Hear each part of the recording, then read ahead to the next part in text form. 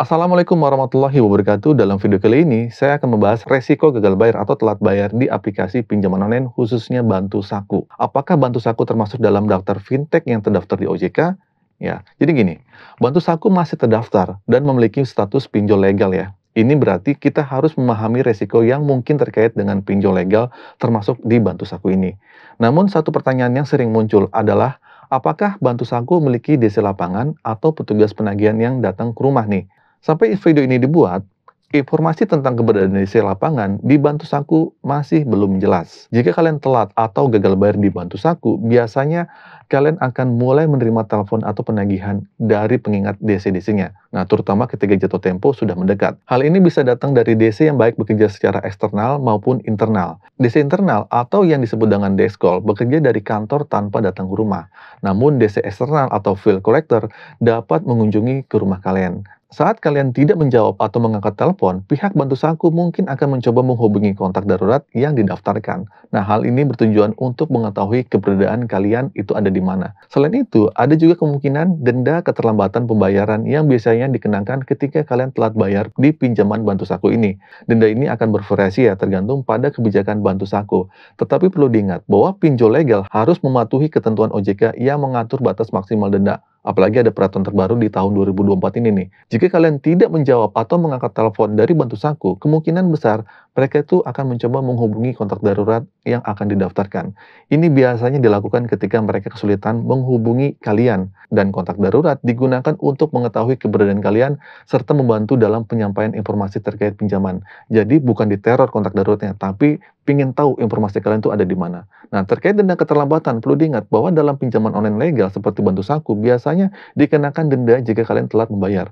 Denda ini adalah bagian dari kebijakan pinjol yang berbeda-beda tergantung pada masing-masing penyediaan pinjaman. Namun, peraturan OJK mengatur batas maksimal denda dapat dikenakan, yaitu cuma 100% aja dari pokok hutangnya. Sehubungan dengan pertanyaan apakah DC akan datang atau tidak, sampai video ini dibuat, saya belum memiliki informasi mengenai keberadaan DC Bantu Saku. Nah, beberapa orang yang gagal bayar di Bantu Saku melaporkan bahwa mereka belum didatengin oleh DC, yang mungkin berarti bahwa Bantu Saku belum memiliki DC lapangan. Namun juga tidak dapat dipastikan apakah Bantu Saku akan memiliki DC lapangan di masa depannya. Hal ini tergantung pada kebijakan dari strategi perusahaan di pinjol Bantu Saku itu. Nah, biaya untuk menggunakan DC kan makin mahal ya. Nah, ini dan beberapa pinjol juga mungkin memilih untuk tidak menggunakan DC lapangan karena alasan biaya tersebut lah gitu kan.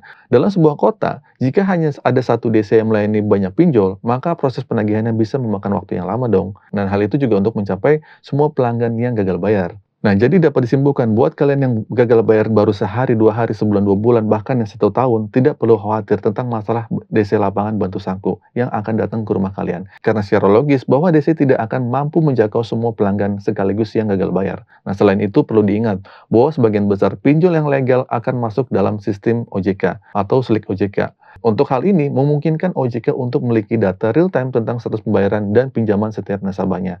Ini adalah upaya untuk meningkatkan transparansi dan pengawasan terhadap industri di pinjaman online. Terkait masuk slik OJK apa enggak, banyak melaporkan katanya sih enggak. Padahal kemarin terdapat wacana bahwa pinjol itu diminta untuk terintegrasi dengan OJK atau slik OJK, sehingga OJK dapat memantau pembayaran dan status pinjaman secara real time. Nah, ini akan membantu dalam penanganan kasus gagal bayar dan kemungkinan dari OJK, dan memungkinkan OJK untuk mengambil langkah-langkah yang lebih efektif dalam mengawasi industri di pinjaman online. Nah, di Bantu Saku saya nggak tahu nih, informasinya belum jelas. Nah, jadi jika kalian mengalami kesulitan pembayaran di pinjaman online Bantu Saku, ya sama seperti di pinjol-pinjol lainnya, kuatin mental aja. Nah, kalian juga bisa mencari solusi lain seperti meminjam uang mungkin ke keluarga atau ke teman, tetapi hindari ya untuk mencari dana tambahan melalui pinjaman online lainnya atau gali lubang tutup lubang. Kalau kalian bisa bertanggung jawab dengan meminjam di keluarga, ya silahkan. Karena mungkin hal itu dapat membantu untuk di masalah keuangan Anda yang sedang rumit ini. Tapi kalau kalian berpikir untuk mengambil pinjaman dari pinjaman online lainnya untuk gali lubang tutup lubang, itu sama aja seperti kalian ya gali lubang tutup lubang, dan yang ada membuat utang kalian menjadi bertambah dan terus bertambah. Kalau memang ada keluarga yang bisa membantu, ya udah tidak jadi masalah,